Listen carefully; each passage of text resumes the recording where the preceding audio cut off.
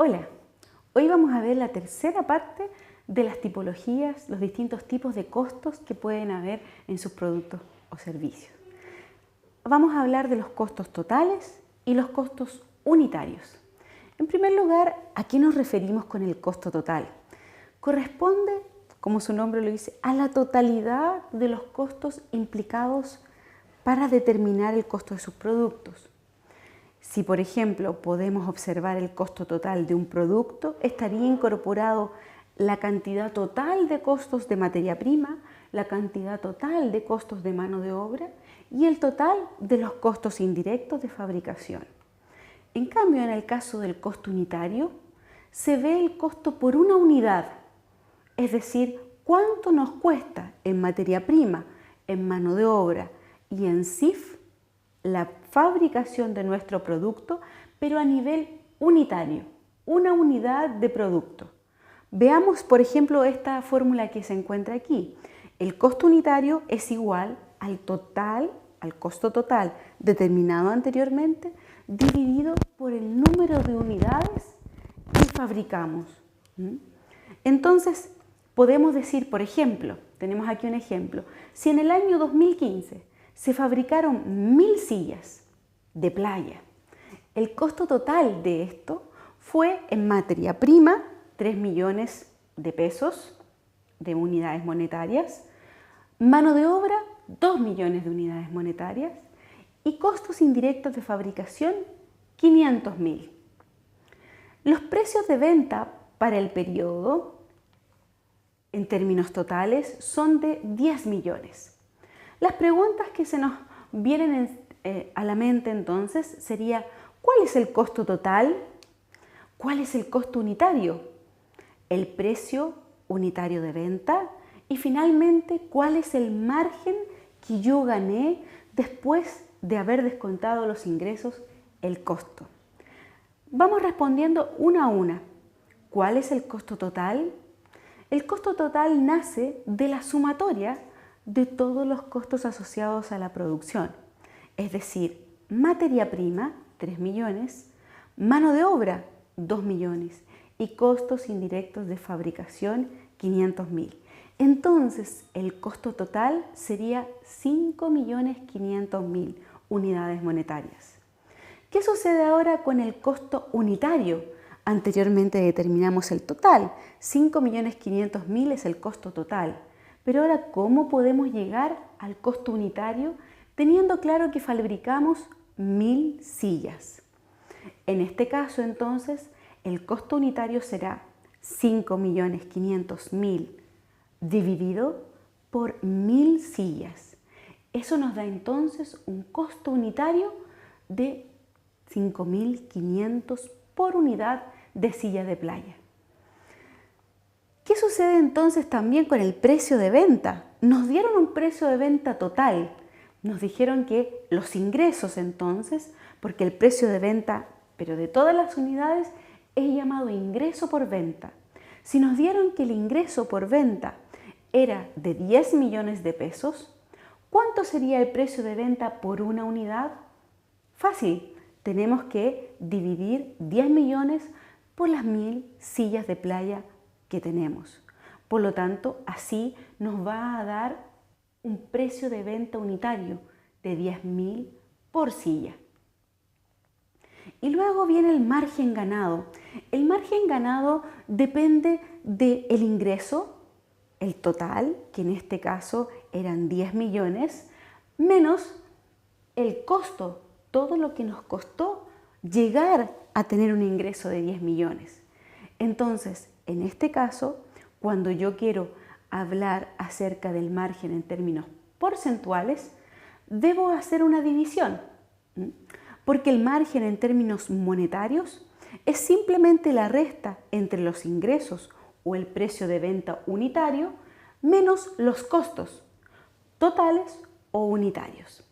Entonces, si lo vemos en términos unitarios, el margen en términos monetarios será ingresos menos costos, que es la parte de arriba de la división.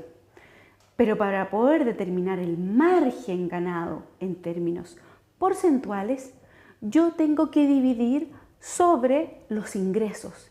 Y así voy a tener claro cuánto es lo que estoy ganando para mí después de haber descontado los costos de producción.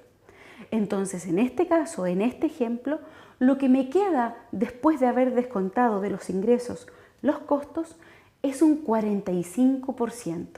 Muchas veces el término porcentual es mucho más sencillo que sacarlo en términos monetarios. A veces me dice mucho más que el valor en pesos o en unidades monetarias. Aquí tenemos, por ejemplo, una tabla donde relaciona también las tipologías previas que hemos hablado en clases anteriores. Costos variables, costos fijos, costos directos e indirectos, unitarios y totales. Fíjense en este ejercicio y también habla acerca de rango relevante. Fíjense en este ejercicio. La primera columna habla de las unidades que se fabricaron en este periodo.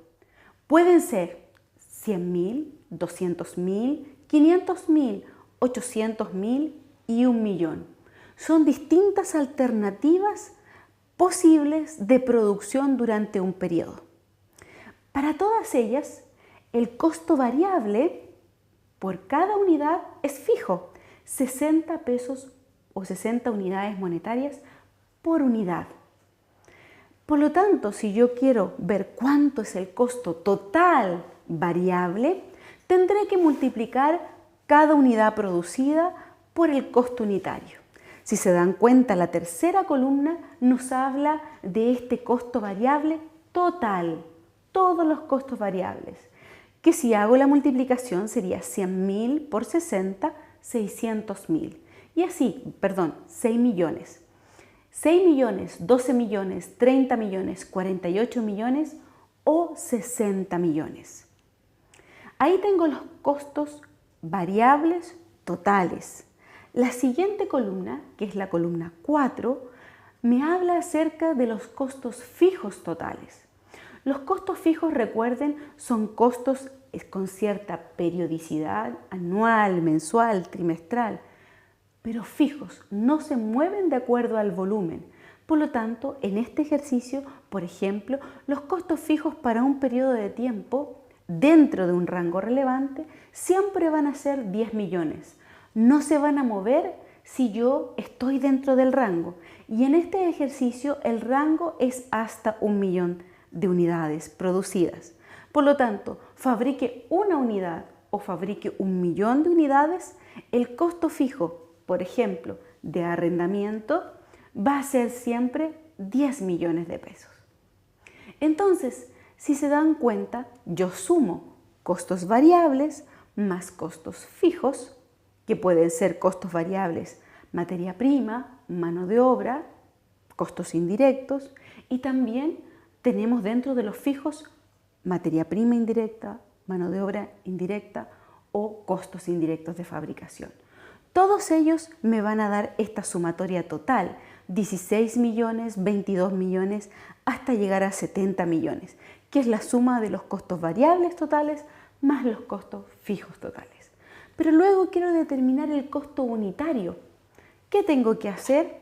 Dividir los costos totales de cada una de las alternativas dividido por el total de unidades producidas. Es decir, la columna 5, costos totales, dividido por la columna 1, unidades producidas. Y esa división nos va a dar los costos unitarios de 160, 110, 80, 72,5 y 70.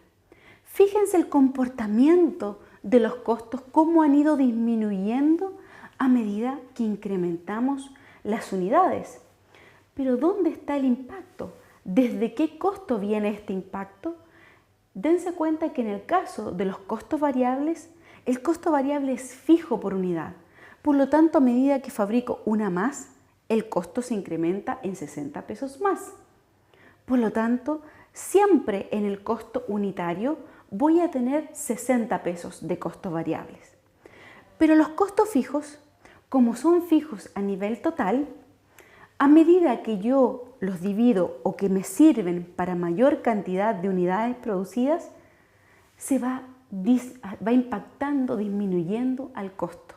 Entonces, en este costo unitario de 160 hasta llegar a 70, lo que ha ido afectando a ello ha sido el costo fijo, disminuyéndose a medida que aumenta el número de unidades. Por ello es muy importante que usted trate de aprovechar los costos fijos al máximo. Entonces, con esta clase, con este último ejemplo, hemos dado por terminada la clase acerca de costos unitarios y costos totales. Muchas gracias.